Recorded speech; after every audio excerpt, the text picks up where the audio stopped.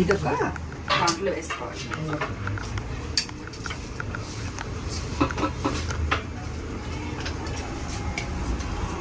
ఇప్పుడు ఇందులో చికెన్ కూడా వేసుకోవాలి.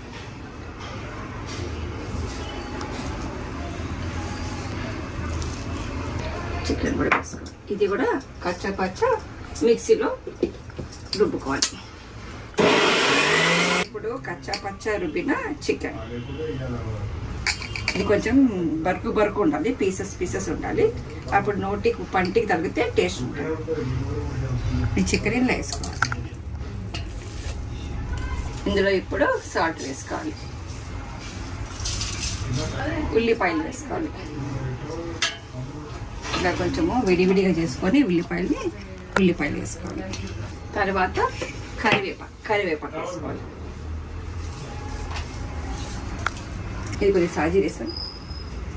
నేను వేస్తే టేస్ట్ అవుతుంది. మా బావ తెప్పిస్తాను, ఎందుకంటే మళ్ళీ నా పేరు ఆడుకుంటారు. మళ్ళీ సాజీ